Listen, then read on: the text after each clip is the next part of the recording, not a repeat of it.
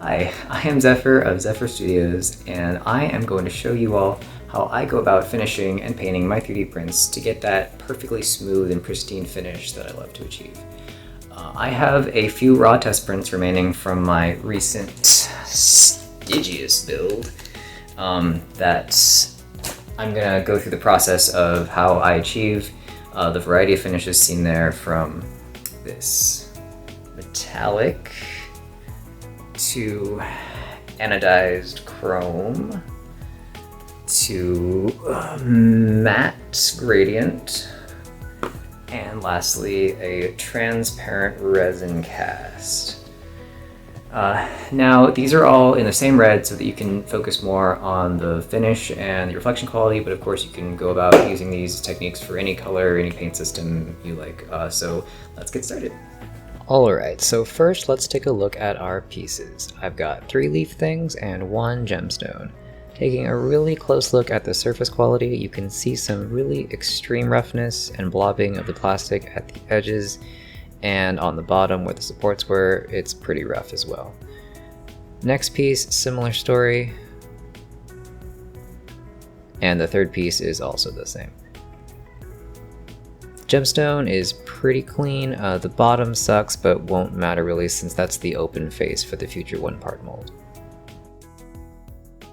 So let's get started with the sanding.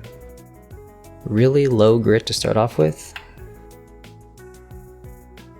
Just tear off a strip and then wrap it around a straight edge. This can be anything. I use a small popsicle stick, wrap the paper around the stick, and this will keep your sanding really even. So now we're going to start with sanding down the worst offenders of the print. Blobs, edges, anything with really severe imperfections. In this case, the edges of this leaf are absolutely awful, so we're going to go over it a bunch and essentially sharpen the edges. At the same time, we're going to also give the whole surface a quick pass, even the well-printed parts, just to give the surface some tooth to improve the adhesion of the coatings we're going to apply. And when you're done, you'll have this nice sharp edge all the way around, the sides are roughened, and the bottom support structure flaws are somewhat flattened out.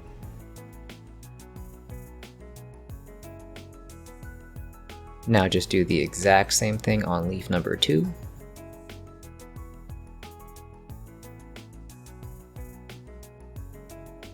Get that really nice edge.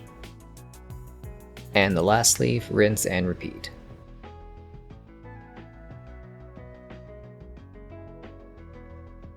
The gem is pretty smooth and clean all around, but we still want to rough it up and keep those edges sharp. The straight edge is especially useful for these wider angles. It prevents you from blunting the edge. Next, we're going to apply some coats of XTC 3D. Set up your workspace with 2 sheets of aluminum foil and then turn up the edges to create a dish to pour out the XTC. And make sure to put on some gloves. XTC 3D is a 2-part curing epoxy resin. You can mix it by volume, 2 parts A to 1 part B, but I like to do really thin coats and find it difficult to use more than 5 grams at a time before it starts to cure in the cup. So I mix it by weight, since it's really hard to measure volumes this small. By weight, it's 100 parts A to 42 parts B. So here I'm measuring out about 2 grams of part A,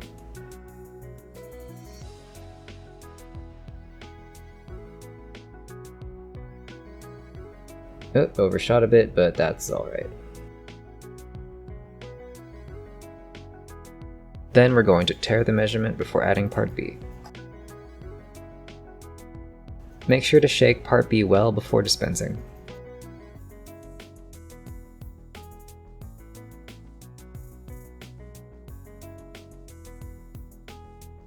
This stuff comes out really thin, so just carefully drip it in. I'm going to overshoot a bit again to compensate for what I did in part A. It's not super critical to get it exactly, it'll cure just fine even if you're a little bit off. And last we add a pigment. This is really helpful for keeping the layers even while you're applying it, since XTC is clear. Make sure to use a pigment that's compatible with epoxy. I use UVO pigments from Smooth On. So we just get a bit on the mixing stick and then start mixing it up. Mix thoroughly for about 60 seconds, making sure to scrape the sides and scrape the stick to make sure there is no unmixed material remaining. Now you want to pour out the mix onto the foil dish and then spread it out really flat. XTC cure is an exothermic reaction, meaning it heats up while curing, but this heat also makes it cure faster, so to keep the cure rate as slow as possible, we spread it out to increase the surface area. Now grab a small disposable paintbrush and grab your piece and start applying. You're going for a really thin, even coat. Only apply a small amount at a time and stretch it really thin to prevent gobs from building up.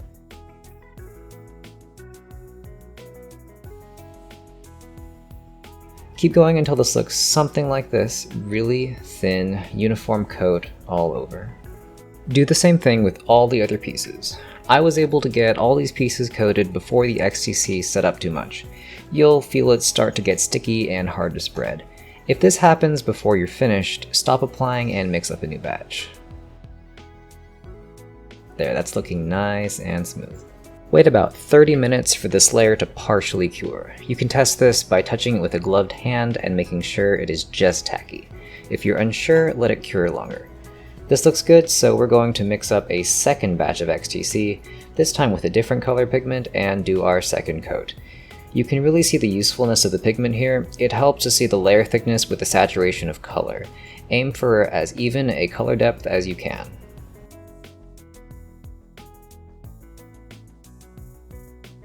I like to do 3 coats of XTC, so we're just going to go through that all again with a third pigment. And let that cure at least 2 hours. I prefer waiting overnight. With the XTC fully cured, we're going to go straight to wet sanding at a much higher grit. I use 400.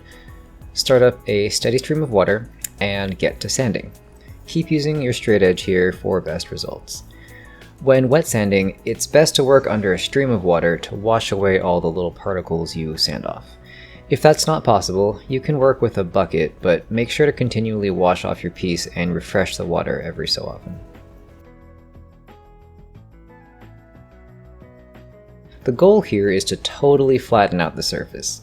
You can check your progress by drying off the piece and doing a reflection test. Catch the light on the surface and see if there are any parts that are still glossy. These are the low points that you haven't quite hit with sandpaper. Keep going until you've removed 100% of the gloss. This step is by far the most time-consuming, but it is also the secret to getting a high-quality paint job. Smooth paint requires a smooth surface, and you are well rewarded for time spent properly sanding. And the good news is, thanks to the XTC, you only have to do 1 sanding pass. After everything is smoothened with 400 grit, it's ready for most paints. The first paint job we're going to do is this metallic red. I'm using Createx paints here, so this part may be a bit specific to this paint system. The first step is to spray UV-LS gloss as an adhesion promoter and primer. This helps the paint bind well to the surface, and it's especially useful if you're doing masking later as it prevents the paint from lifting. It's a bit thick for the airbrush, so I thin it with 20% 4011 reducer.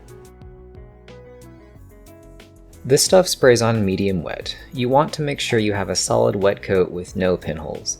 This paint is fairly resistant to sagging, so you can go a bit heavier than usual. Do a reflection test to make sure you've wetted the entire surface and then allow it to dry for about 15 to 30 minutes. Apply the second and third coats the exact same way, allowing it to dry in between. And after the third coat, give it at least an hour to fully dry. After completely dry, inspect your piece. You'll likely notice little bits of dust that have gotten onto the surface while painting and are marring your nicely smooth surface. Fear not, this is completely normal and nearly impossible to avoid unless you have a specially prepared dust-free environment. The solution is pretty easy, just sand out the imperfections with a very high grit. I use 1000. They should flatten out really quick. And there we go, good as new. The next layer is the sealer. It will fill in any remaining swirl marks from the sanding and also provide a base color for the piece. Most airbrush colors are semi-opaque, especially the lighter colors, so it's important to select the correct base color as it will show through in the final result. Here I want a really bold red, so I'm going with the red sealer. Each sealer has a different viscosity, so the amount of reducer you'll need will vary. This one only needs a tiny amount. Spray this stuff on the exact same way as the gloss medium wet coats. Make sure the entire surface is wetted. Keep adding coats until you can no longer see the XTC colors underneath. This will vary per sealer, usually between 2 to 5 coats. This one took 4.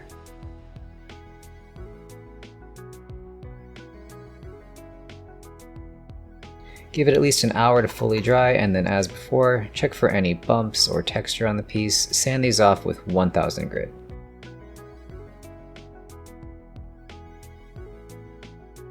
And now for the glamour coat.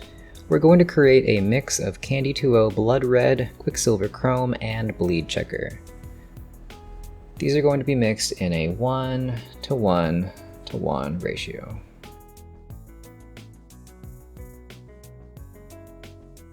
Anytime you use Candy 2.0, make sure you strain your paint. I have a sheet of 120 mesh steel filter and you just pour the paint right through. This will remove any clumps. Spraying the stuff is delicate business. You want to keep it very light, it runs very easily. I like doing a couple quick passes at full trigger. When in doubt, go lighter with this on each pass and just keep doing coats until you're happy with the color. Do at least 2 coats, but after that it's up to personal taste. I did 5 light coats here to get it fully saturated.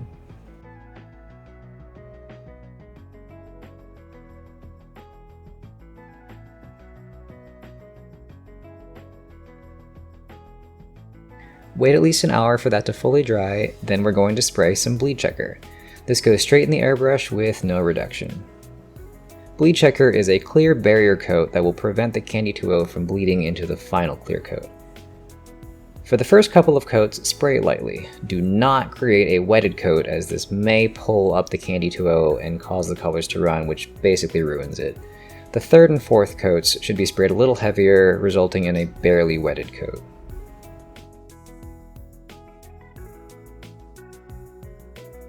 After that dries for at least an hour, we're going to apply our UVLS Satin Clear Coat. The UVLS stands for Ultraviolet Light Stabilizer. This is very important for Candy 2.0 since it's a light fugitive paint, meaning that with time, UV light will slowly desaturate the color. This clear coat will protect the Candy 2.0 and keep it vibrant for much longer. I thin this about 20% to get it to flow well. Spray this exactly as the UVLS gloss in the first step, 3 wet coats.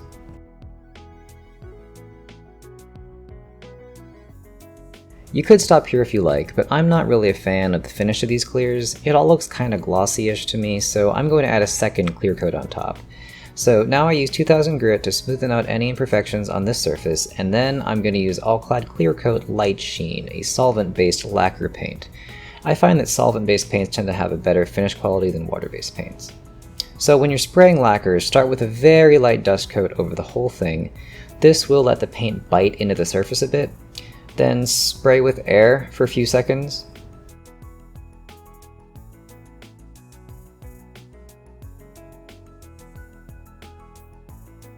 And then follow up with a proper coat, getting the surface just barely wetted. And you'll want about 3 coats total of the All-Clad, waiting at least 10 minutes between each coat.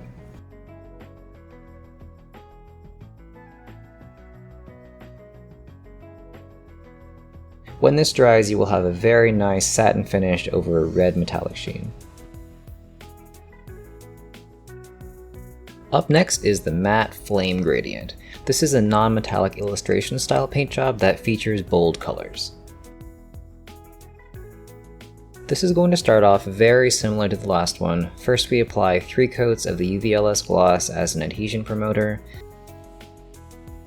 and then 4 coats of sealer. White this time since we have a variety of colors in the gradient and we want them all to be very bright.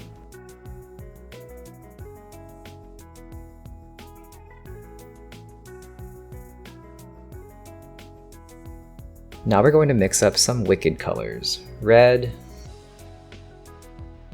orange, and yellow for the gradient. Dispense a little of each, and then we're going to mix in a balancing clear, 10% by volume to each of these. This additive helps to optimize flow and improves adhesion and durability when painting hard surfaces. And lastly, add a little reducer, 10% by volume to each. The first thing we want to do is to paint the lightest value, in this case yellow, around the sharp and raised edges, leading to the point at the top. Make sure to get all the sides. Now we're going to paint the darkest value, the red, and fill up the edge up to the yellow.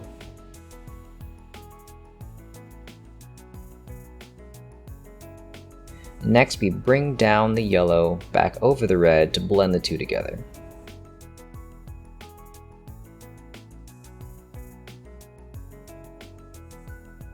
And then I add a little orange in the blended portion just to bring that out a bit. And then lastly, go over the red in the darkest areas one last time.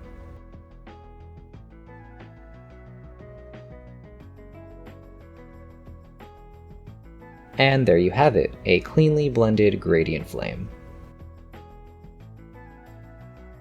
Next, we're going to apply the UVLS clear coat again, but unlike the Candy 2.0, the Wicked colors don't really need the UV protection. This time it's just serving as a barrier to the alkyd paints at the end. The lacquer, solvent, and alkyd sometimes eats into the acrylics a little bit, and this will just ensure that the colors remain pristine. Same as the other UVLS clears, apply 3 wet coats. And for the final layer, Alclad Clear Coat Matte. Apply this the same way as before, lightly dust before a full coat on each pass, 3 coats total.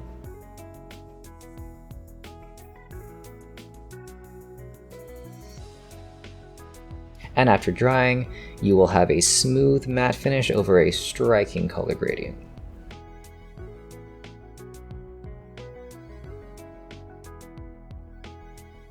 And the last paint job we're going to do is the Anodized Chrome.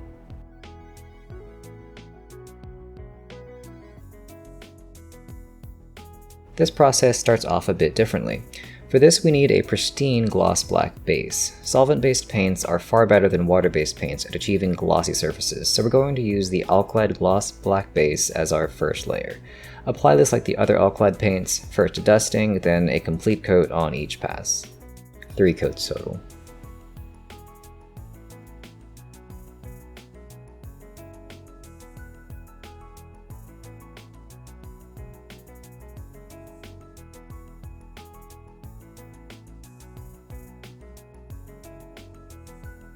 Allow this coat to fully dry overnight. Now we're going to wet sand and polish this to turn it from glossy to a mirror shine. It'll also get rid of all the bits of dust that got caught in it while drying. Grab some 2000 grit sandpaper and get to smoothing.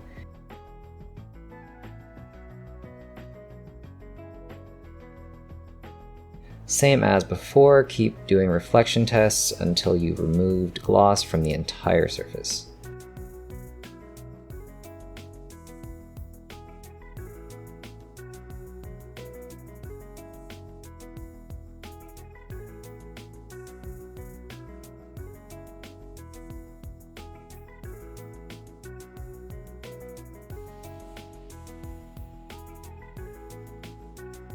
Now we're going to polish up the surface with Novus plastic polish. Take a little bit on a microfiber cloth and start buffing the surface.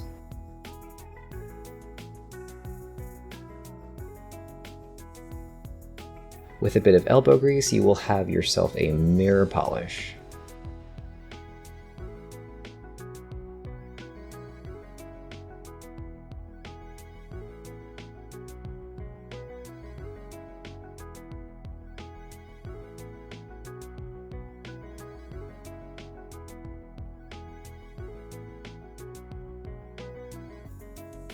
Back to paint, we're going to use Quicksilver Chrome to metallize this piece.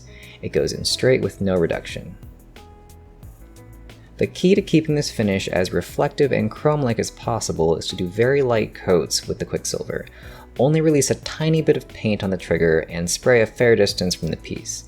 Aim for about 25% coverage or less with each pass. The chrome effect is achieved by keeping a very thin silver coating that lets the reflectiveness of the gloss black shine through. The 2 layers together give a pretty good approximation of chrome. I usually do 4 coats of this, but this will vary depending on how you spray it. Stop whenever it looks good to you.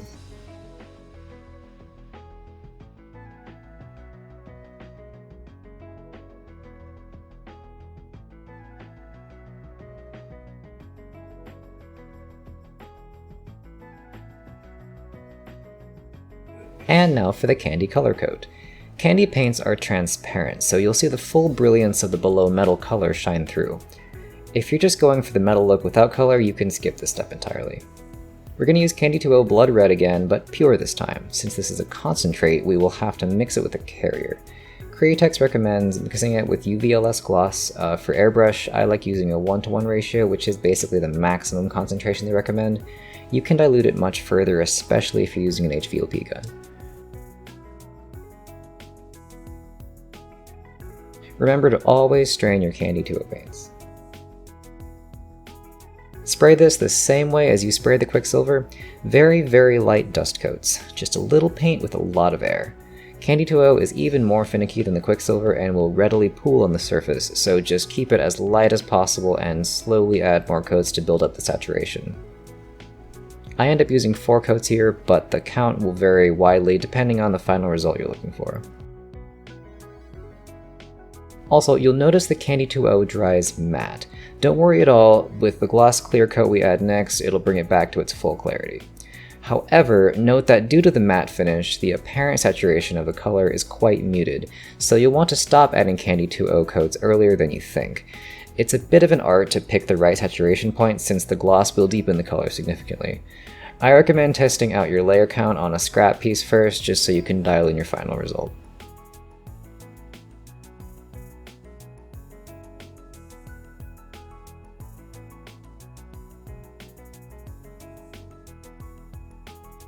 Now we need to apply Bleed Checker again to lock down that candy coat.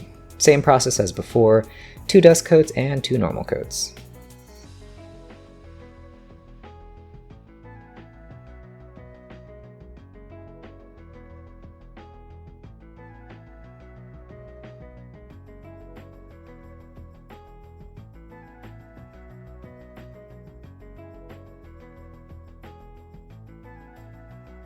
And then the UVLS gloss to protect the Candy 2O from UV light, and also as a barrier from the final alkyd coat up next. Apply the same as before, 3 wet coats.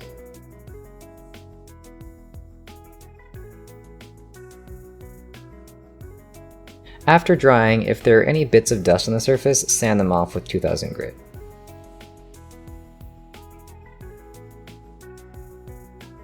And we're going to finish with Alkyd Clear Coat Gloss.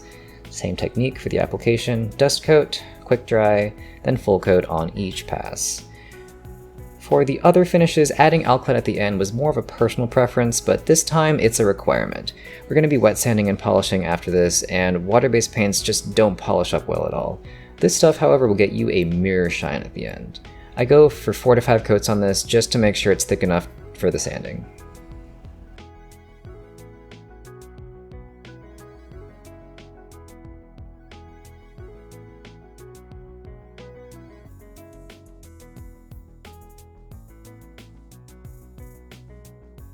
After fully drying overnight, we're going to wet sand with 2000 grit to remove any dust marks and orange peel, same as what we did with the gloss black in the beginning.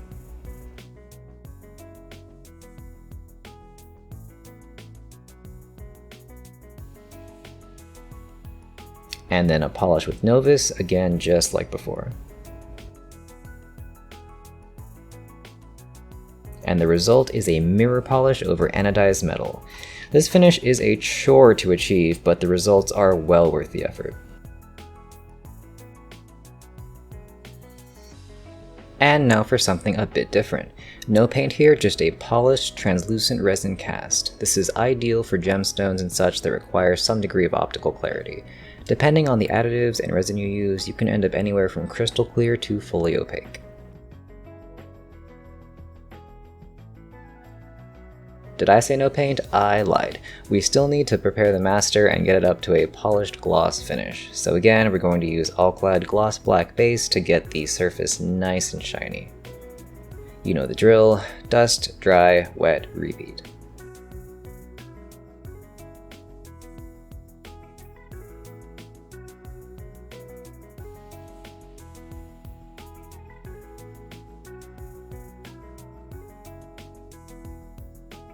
And again, wet sand 2000 grit.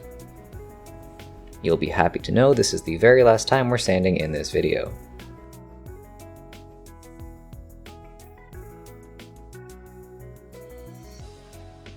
and then we polish it up. The more perfect you make your master, the more perfect the cast will be, so more effort up front really pays off later.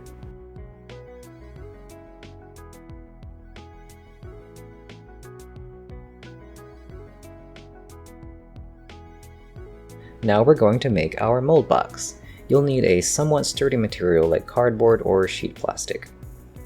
The idea with this is to make the mold big enough for the silicone to hold a firm shape, but also not so large that you overuse silicone. It's a very expensive material. I'm going to be using Moldstar 20T, for which Smooth-On recommends at least a ½ inch of thickness from every edge. Just to be safe, I'm going to go a bit larger than that, 0.75 inches. And instead of just doing a square box, I'm going to expand the footprint of this piece to create an octagonal box. This will save a bit of silicone at the corners. And now for the height, we're going to measure the piece with some calipers and zero it.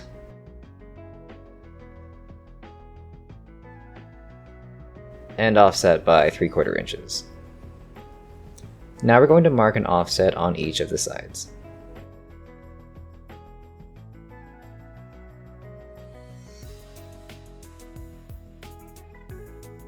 And then extend the flaps from the edge of the base.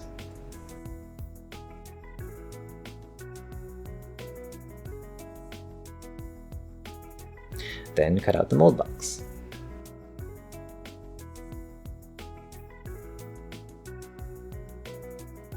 Now since we're using cardboard, you want to score one side of it without cutting through all the flaps. And there you go, an octagonal mold box.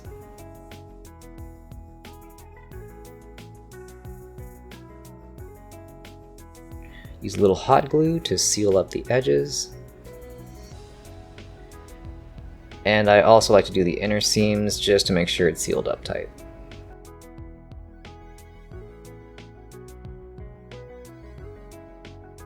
And the last thing to do here is affixing the master to the mold box. I just dab a little super glue and stick it down.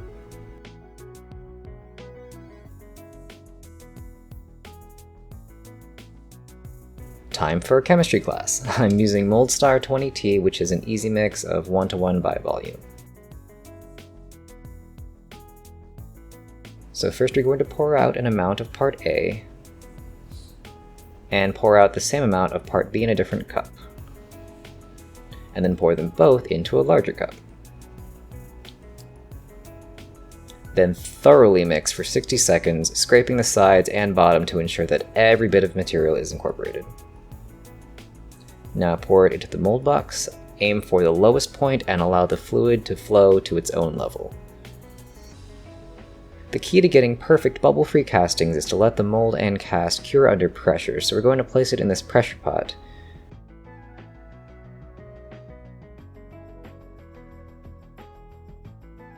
And pressure it up to 50 psi. Let it cure for 30 minutes, then depressure and remove.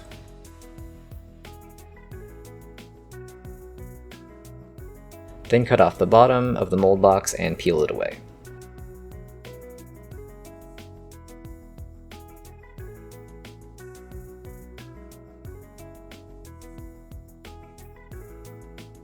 Trim off the excess silicone, and then the most satisfying thing in the world, demolding.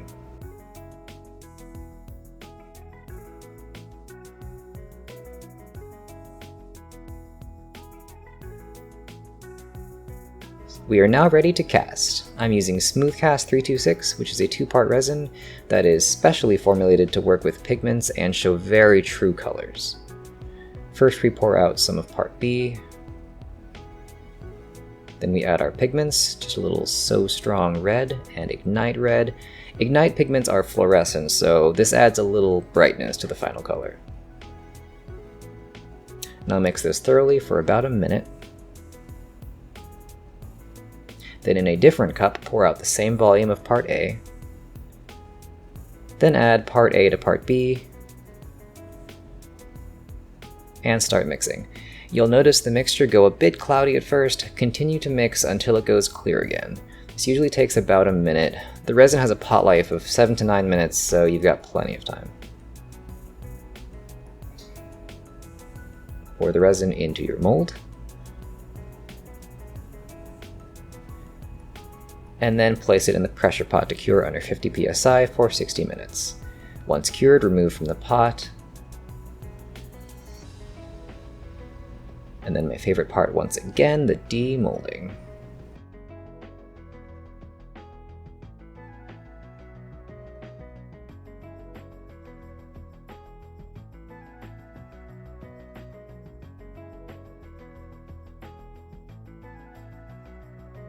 Trim off the excess bits and you have your final translucent gemstone.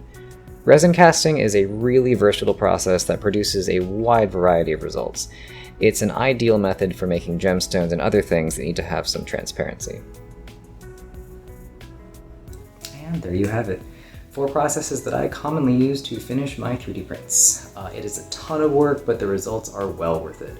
I hope you can take a thing or two from this tutorial to enhance your own processes. Thanks for watching.